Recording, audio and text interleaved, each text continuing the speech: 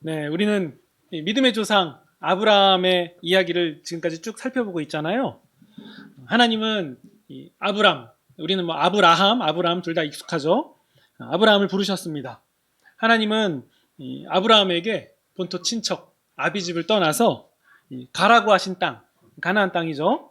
그 땅으로 아브라함을 하나님께서 부르셨는데요. 당시 75세인 이 아브라함에게 고향을 떠나라는 명령은 쉬운 명령이 아니었습니다. 그 고대 시대에 고향을 떠난다는 것은, 그리고 이제 친척 사이에서 벗어난다는 것은 위험을 감수해야 되는 상황이기도 하고요. 또 이 고령인데 장거리를 이동해야 된다는 것도 그 당시에는 어쩌면 목숨을 걸어야 되는 그런 일일 수도 있었습니다. 그 외에 여러 가지 위험을 감수하는 것은 당연한 일이었겠죠. 근데 아브라함은 하나님의 명령을 따라서 과감하게 이동합니다. 이렇게 이동한 것만 보면 아브라함이 정말 믿음의 사람인 것처럼 보이긴 하는데요. 사실 아브라함은 한편으로는 이 결점도 좀 보이는 사람입니다. 그 우상을 섬기는 집안에서 자란 사람이라는 거, 그리고 그 당시 고대 시대에 자식이 없었다는 거, 그리고 살기 위해서 아내를 누이라고 속였다는 점, 이런 점들을 보면 이 믿음의 조상으로 세우기에는 그래도 조금 부족한 부분이 있지 않나라는 생각이 드는데요. 하나님은 그런 아브라함을 부르셨습니다. 자격 없는 아브라함을 부르셔서 자격 있는 아브라함으로 빚어가시고 마침내 하나님은 그 아브라함을 우뚝 세우십니다. 물론 이 아브라함이 잘한 점도 있습니다. 본토 친척 아비집을 떠난 것도 잘한 일이고요. 그리고 가축이 번성해서 이 조카 롯하고 갈라지게 될 때에 다투지 않고 먼저 롯이 좋은 땅을 선택할 수 있도록 양보한 점, 그리고 사람 사이에서 평화를 도모하고 또 세속적인 시각이 아니라 하나님의 말씀대로 이 땅을 바라봤다는 거, 네, 이런 여러 가지 점들은 또 아브라함이 굉장히 좋은 모습을 보여준 거죠. 하나님은 이런 아브라함을 부르셔서 그를 믿음의 조상으로 빚어가고 계셨습니다. 그런데 창세기 14장을 보면요, 우리 오늘은 15장을 봤지만 14장을 보면 이 조카 롯이 위험에 빠지는 일이 나옵니다. 우리 금요일날 함께 살펴봤었는데요. 이 롯이 여호와의 동산 같고 기름진 애굽 땅 같이 보였던 그 땅은 실상 이 위험한 땅이었습니다. 이 14장 내용을 좀 정리해서 보면요, 두 연합군이 전쟁을 해요. 이쪽 지역 연합군과 이쪽 지역 연합군이 전쟁을 하는데 롯이 속한 소돔 땅은 이 패배한 연합군 쪽에 속해 있었어요. 그래서 지는 바람에 포로로 롯이 끌려가게 됐거든요. 그러니까 여호와의 동산 같고 기름진 애굽 땅 같은 곳에 자기가 갔는데 결국 자기의 결론은 포로로 끌려가는 상황이에요. 이때 이 소식을 들은 아브라함이 잘 훈련된 318명의 용사를 데리고서는 롯을 구하러 출발합니다. 그리고 이 어두운 밤에 몰래 기습해서 이 공격의 대성공을 이루게 됩니다. 그러면서 조카 롯과 또 롯에 속한 사람들과 또 재물들, 이런 것들을 다 다시 가지고 나오게 되죠. 근데 우리가 이 전쟁을 한번 생각해 보면요, 대충 어림잡으면 아브라함이 약 80세쯤 됐을 때의 일이에요. 그러니까 롯을 구하러 갈 때 나는 무조건 이긴다, 이런 생각보다도 이거 좀 위험할 수 있겠다 라는 생각이 들었을지도 모릅니다. 그러니까 어느 정도의 위험을 각오하고 롯을 구출하러 간 전쟁이었던 거죠. 게다가 또 이 인간적인 감정적인 측면으로 보면 이 조카 롯은 자기가 좋은 땅을 선택해서 간 거잖아요. 그러니까 자기가 선택해서 아브라함을 떠난 거니까 자기 인생 자기가 살아야지 하고 냅둬도 그냥 뭐라 할 사람 아무도 없는 상황일 수도 있잖아요. 근데 그런 상황임에도 불구하고 아브라함은 이 위험을 무릅쓰고 롯을 구하러 갑니다. 그리고 전쟁에서 승리해요. 포로들도 다 구출하고 전리품도 다 가지고 나왔습니다. 근데요, 이때 아브라함이 어떻게 하냐면, 일단 첫 번째는 이 하나님의 제사장 멜기세덱이라는 사람을 만납니다. 그래서 그에게 10분의 1을 바치는 일을 통해서 내가 지금 이 얻은 모든 것과 전쟁의 이 승리는 하나님의 것입니다 라고 돌려서 드립니다. 그러니까 신앙 고백을 담아서 드린 거예요. 그리고 두 번째는요, 그 외에 이제 얻은 많은 전리품들, 그리고 그 포로들, 그러니까 사람들이 있었을 거잖아요. 근데 이것을 개인적으로 취하지 않고 전부 다 돌려줍니다.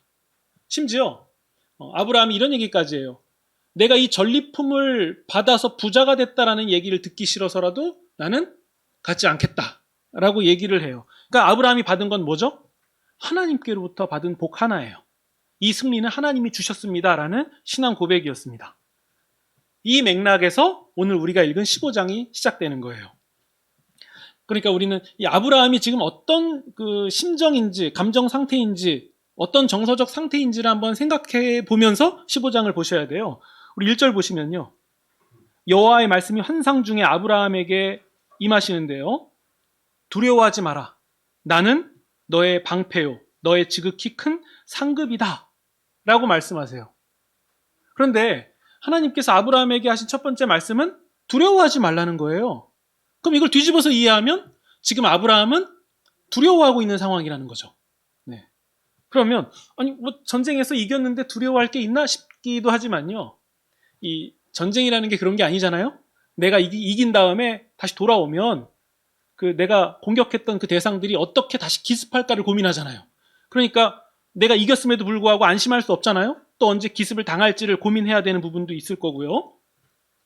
네, 그러니까 이런 여러 가지 생각을 해보면 하나님께서 내가 너의 방패가 되어주겠다라는 말씀이 아마 이런 부분이 아닌가라고 생각해 볼 수 있습니다. 게다가 이 전리품으로 얻은 것들은 다 돌려줬습니다.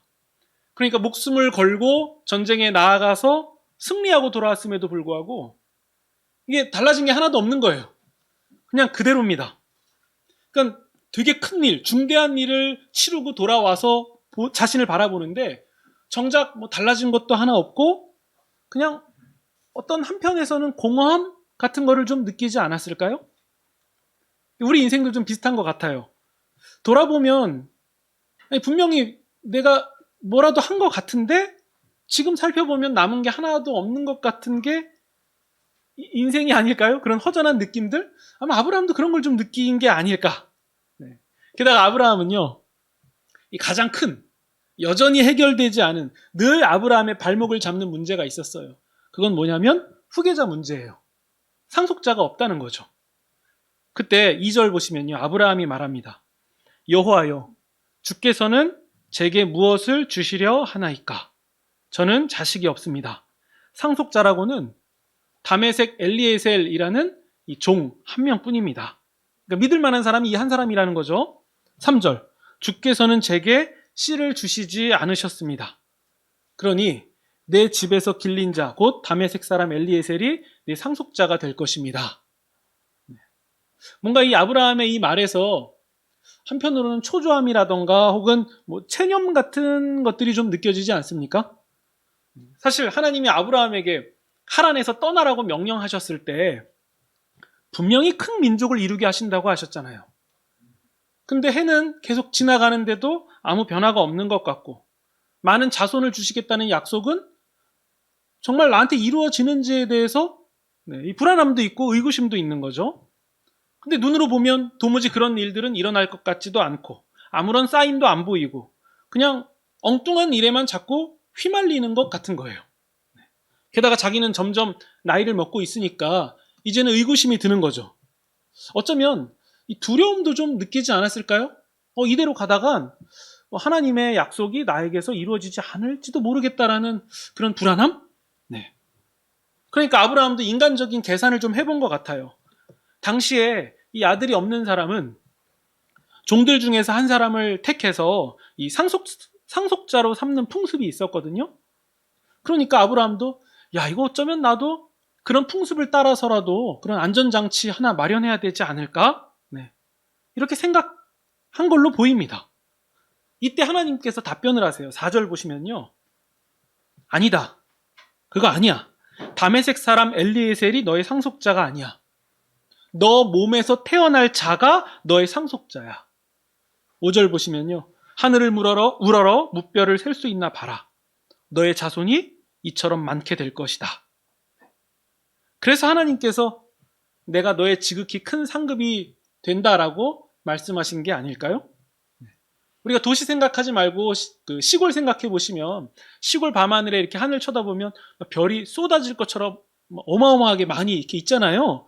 아마 하나님이 그런 장면을 보여주시면서 하신 말씀 같아요. 너의 자손도 그렇게 많을 것이다. 근데 이때 우리가 주목해서 봐야 되는 구절이 하나 나옵니다. 그게 6절이에요. 우리 함께 읽겠습니다. 6절입니다. 시작. 여호와를 믿으니 여호와께서 이를 그의 의로 여기시고. 네, 우리가 이 구절을 읽으면서 지나갈 때 아브라함이 믿었구나 이렇게 그냥 단순하게 넘어가기 쉬운데요. 그런 상황이 아닙니다. 지금 아브라함은 계속 눈으로 봐왔어요. 심지어 직전에는 조카 롯이 여호와의 동산 같고 기름진 애굽 땅 같은 그런 땅을 봤어요. 근데 아브라함은 보면서도 가지지 못했죠. 전리품을 취했음에도 불구하고 다시 다 돌려줬어요. 실제로 피부에 와닿는 일들을 경험하는데 다 놨다는 거예요. 그러면서 하나님의 약속은 어떻게 주어지냐면 음성으로만 임하는 것 같아요. 자손을 줄 거다. 이렇게 될 거다. 복을 받을 것이다. 말씀만 하시는 것 같아서 한편으로는 그냥 이게 기분만 좋은 얘기인가? 이렇게 생각이 들었을지도 모릅니다. 아니 이게 뭐 자손이 무별처럼 되는 거는 뭐 기대도 하지 않고 그냥 한 명만 생겨도 엄청난 일이 되는 거잖아요. 근데 손에 잡히는 건 하나도 없어요. 심지어 조카인 롯도 떠났습니다. 하나님의 이 약속은 그냥 말씀으로만 이루어지는 것 같았어요. 그러니까 이 문제인 거죠. 현실을 보니까 눈으로 보이는 인간적인 현실은 다메섹 사람 엘리에셀 뿐이에요. 이게 현실이에요. 이게 그냥 선택할 수 있는 현실 하나예요.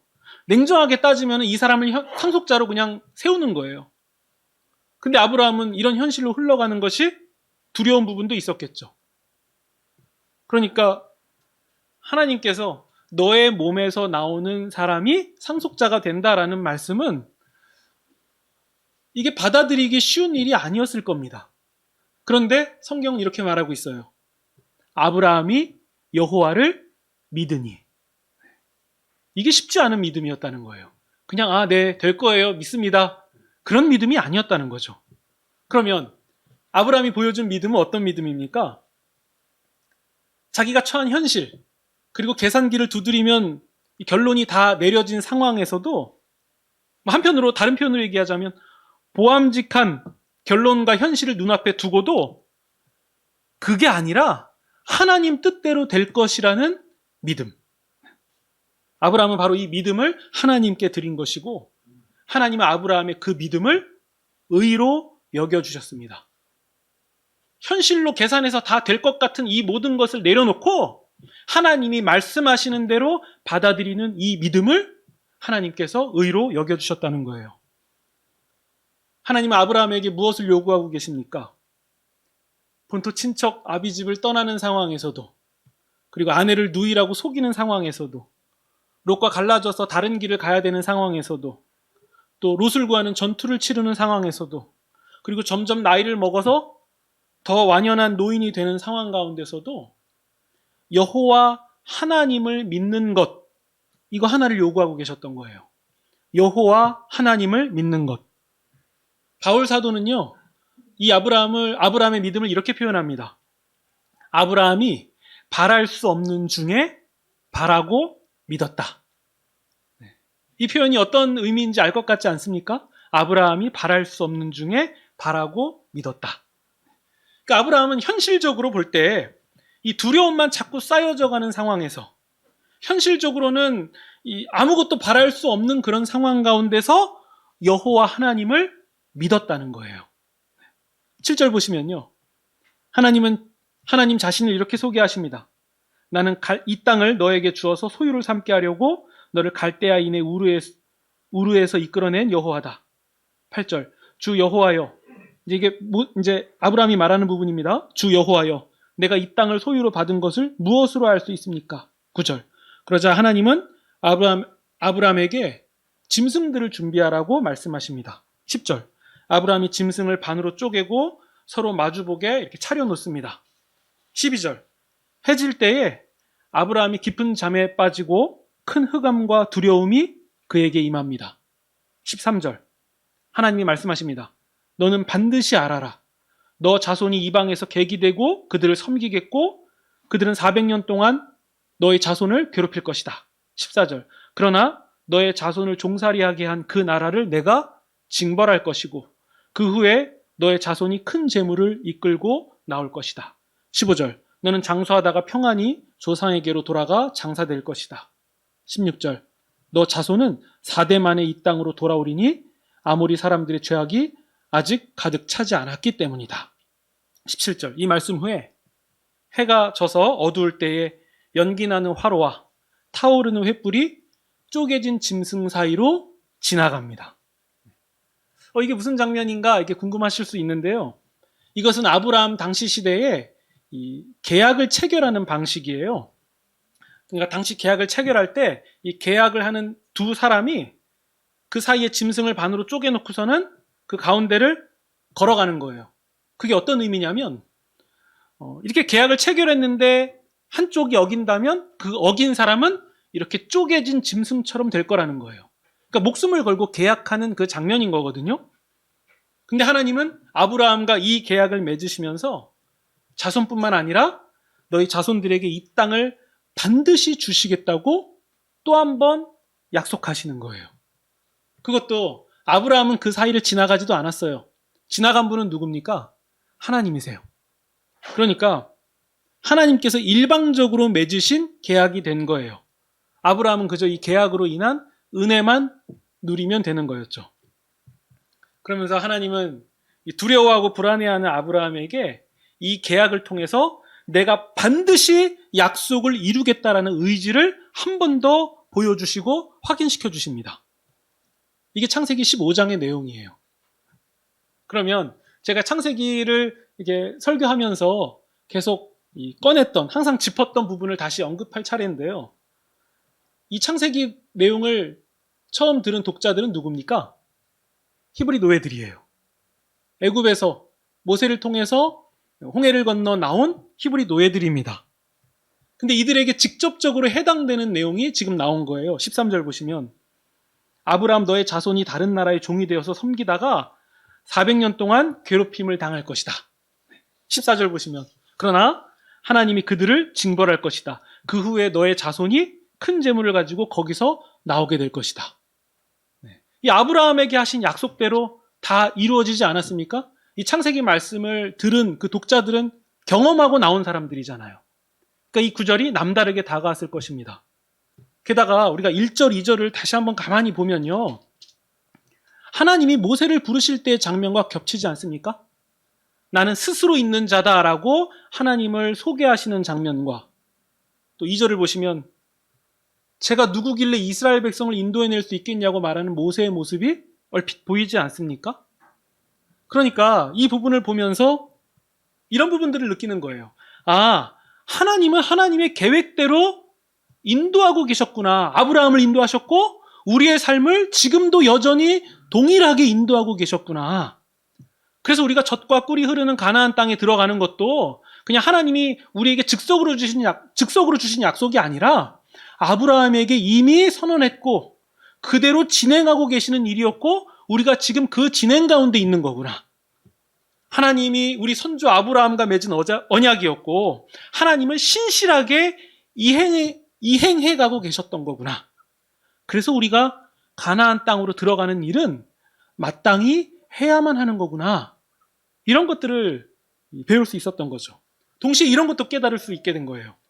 아, 하나님이 아브라함에게 이 자손을 주시겠다고 약속하신 것도 이 아브라함 입장에서 볼 때에는 굉장히 막연하게 느껴지는 때가 있었구나. 아, 우리도 그런데 약속의 땅 가나안으로 들어간다라는 게 손에 잡히지 않고 막막한 일인데 아, 그러면 아브라함에게 약속하신 대로 행하셨듯이 하나님이 우리에게도 약속하신 대로 행하시겠구나. 그러면 우리는 당장 이 현실이 막막해 보여도 그냥 가면 되는 거구나. 이런 사실들을 배우게 된 거죠. 읽어낼 수 있었다는 거예요. 그러면서 16절 보시면요. 동시에 아모리 족속의 죄악이 가득 차지 않았다. 이 말은 무슨 말이냐면요. 이스라엘 백성이 가나안 땅에 들어갈 때 그 가나안 땅에 원래 살고 있던 사람들이 있었잖아요. 아모리 족속이라고 대표돼서 불리는데요. 왜 하나님은 400년 동안이나 시간을 끌었는지에 대한 이유가 여기서 나옵니다. 그 가나안 땅에 살고 있는 아모리 족속을 중심으로 한 그 가나안 땅에 살고 있는 족속들이 회개할 수 있는 기회를 주신 거예요. 아직 죄악이 가득 차지 않았다라는 것은 하나님의 임계점에 이르지 않았다는 거예요. 하나님이 그들이 회개하고 돌이킬 수 있는 기회와 시간을 그들에게도 충분히 주셨다는 거죠. 그러니까 하나님은 이스라엘 백성만 사랑하셔서 그렇게 진행하시는 분이 아니라 성경은 이스라엘을 중심으로 기록되어 있지만 한편으로는 이 가나안 사람들에게도 회개하고 돌이킬 수 있는 기회를 동시에 주고 계신다는 거예요. 그러니까 하나님께서 하시는 일은 균형과 공평과 정의로 이루어진다는 것. 하나님은 이 약속을 반드시 이루시는 분이라는 사실도 동시에 알 수 있게 됩니다. 그래서 이스라엘 백성은 이 현실이라는 이 막연함과 두려움 속에서도 하나님을 기다릴 수 있는 거예요. 왜냐하면 하나님이 신실한 분이라는 사실을 배웠기 때문이에요. 그러니까 막연해 보이고 아무것도 손에 잡히지 않아도 하나님을 기대하고 기다릴 수 있다는 거죠. 이제 우리에게로 시선을 한번 돌려봅시다. 하나님은 아브라함에게 그 조카 롯, 아브라함에게 뭐 거의 유일하게 남아있는 그 조카 롯을 데려가시고 그나마 희망으로 여겼던 다메섹 엘리에셀도 아니라고 말씀하세요. 그리고 보암직한 땅도, 전쟁을 통해서 얻은 어떤 전리품 같은 것도 다 가지지 않도록 인도하십니다. 그러니까 하나님은요, 우리가 마음에 두고 있는 것, 그게 물질이든 사람 관계든 어떤 계획이든 간에 하나님이 다 거두시거나 혹은 막으실 때가 있어요. 그래서 우리 편에서 볼 때에는 이게 너무 야속하게 느껴질 때도 있다는 거예요. 근데 하나님은 왜 그렇게 하실까요? 왜 하나님은 야속하게 느껴지는 그런 일들을 하셨을까요? 우리가 이 아브라함의 일을 통해서 깨달을 수 있는 거예요. 아, 신자인 우리가 그런 것들에 매여서 사는 존재가 아니라 오직 하나님만이 우리의 방패요, 큰 상급이라는 사실. 이 사실을 알려주시기 위해서 하나님은 때로는 우리가 누려야 되는 것, 당연히 누려야 된다라고 생각하는 그런 것들을 거두실 때가 있다는 거예요. 그래서 우리는 한 가지를 명확하게 배우게 되는 거죠. 하나님만이 우리의 방패요, 우리의 큰 상급이시다. 우리가 신앙을 가지고 이 세상을 지나가는 목적은 무엇입니까? 우리가 세상이 되는 것입니까? 세상이 노래하는 복을 누리는 겁니까? 아니면 보암직한 세상을 우리가 갖게 되는 겁니까? 그렇다면 그것은 신앙이 아닙니다. 그건 신앙이 아니에요. 우리가 이 점을 분명하게 하셔야 됩니다. 교회니까 목사니까 그냥 그런 식으로 말하는 거지, 이 예배당 밖의 삶은 다르다고 그냥 적당히 섞어가면서 누리는 게 맞다라고 가르친다면 그게 구약 성경에서 그토록 강조하는 바알 신앙 아닙니까? 혼합 종교잖아요. 우상을 따르는 길입니다. 때로는 우리 삶에 보이는 것이 없어서 다른 길이 눈에 들어오기도 하고 불안함이나 혹은 두려움 같은 것이 찾아올 수도 있어요. 그러나 그럴 때 우리가 하나님을 기대하고 기다려야 하는 이유는 무엇입니까? 하나님은 반드시 행하시는 신실한 분이시기 때문에 그래요. 오늘 본문은 이 사실을 알려주고 있는 거예요. 짐승을 쪼개서 그 사이를 지나가시는 것을 보여주시기까지 하나님은 우리에게 신실하게 행하시는 분이에요. 단지 우리에게 필요한 것이 무엇입니까? 기다리는 거죠. 오래 참아야 되는 거예요. 그러면 신자가 인내할 수 있는 이유는 무엇입니까? 그냥 막연한 기다림입니까? 아니에요. 이유는 분명하죠. 하나님이 신실한 분이시기 때문에 그래요. 당장 눈에 보이는 것 같지 않고 잡히는 것도 없고 현실은 까마득해도 현실은 암담해도 내가 이 현실을 인내해 보겠다. 오래 참아 보겠다. 이렇게 마음먹을 수 있는 이유는 무엇입니까? 하나님이 신실한 분이기 때문에 그래요. 우리가 그 하나님을 믿는 겁니다. 그래서 우리의 삶이, 우리의 현실이 아무리 어렵다 할지라도 우리가 낙심하지 않을 수 있는 것은 하나님이 그 현실보다 훨씬 더 큰 분이시기 때문이에요. 하나님은 동일하게 말씀하실 겁니다. 내가 너의 큰 상급이요 방패다. 우리 인생의 마지막까지 이 신앙 고백을 드리는 것, 하나님이 우리의 방패시오 큰 상급이다 라는 신앙 고백을 드리는 것이 우리 인생의 소망이요 종착지입니다. 여러분, 믿음은 무엇입니까? 바랄 수 없는 중에 바라는 거예요. 그러면 우리 인생이 막연하게 느껴지고 도무지 바랄 것이 없을 때에 그때 우리는 무엇을 사용해야 됩니까? 믿음이에요. 바로 그럴 때 우리는 믿음을 사용하는 거예요. 대책 없어 보이고 당장 뾰족한 방법이 서는 것 같지 않더라도 우리는 믿음을 사용하는 거죠. 그 믿음이 무엇입니까? 하나님을 기다리는 거예요. 하나님의 때를 오래 참는 거예요. 그게 바로 믿음이죠. 그래서 우리가 믿습니다. 믿음을 갖고 있습니다. 신자입니다. 라는 고백을 할 때 우리가 생각해야 되는 것은 무엇이냐면 하나님이 신실하시기에 우리가 이 시기를 견뎌낼 수 있다. 라는 결정과 다짐이죠. 우리를 위해서 예수 그리스도를 보내주신 하나님의 사랑을 믿고 악을 선으로 바꾸어 가시는 하나님을 기대할 수 있는 겁니다. 이 아브라함의 믿음을 통해서 이후에 펼쳐지는 이야기도 다 같은 원리예요. 악을 선으로 바꾸시는 하나님. 악에 처했을 때 그 상황을 인내했을 때 하나님이 어떻게 하시는가. 이것을 창세기는 반복해서 보여주고 있는 거예요. 우리가 요셉 생각해 보세요. 정말 억울하게 이상한 일을 당해요. 그건 악이에요. 악. 근데 하나님이 어떻게 이끌어 가십니까? 선으로 계속 이끌어가고 계셨던 거예요. 요셉이 겪었던 악을 통해서 민족이 겪은 기근을 풍년으로 바꾸시는 하나님을 경험하게 되는 거죠. 창세기는 이 하나님을 우리에게 소개하고 있습니다. 두려움 가운데서도 선을 행하실 그 신실하신 하나님을 기다림으로 결국 하나님의 은혜에 붙들리시는 그런 저와 여러분이 되시기를 주님의 이름으로 축원드립니다.